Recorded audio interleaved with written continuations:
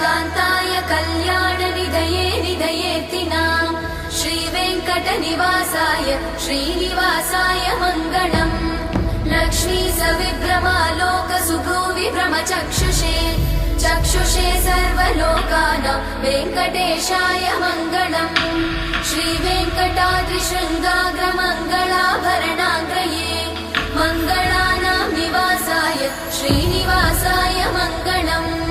सर्वावयव सौन्दर्य सम्पदा सर्वचेतसां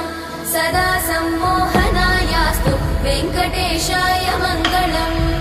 नित्याय निरवध्याय सत्यानन्दचिदात्मने सर्वान्तरात्मने श्रीमद् वेङ्कटेशाय मङ्गलम् स्वतः सर्वविदे सर्वशक्तये सर्वशेषिणे सुलभाय सुशीलाय वेङ्कट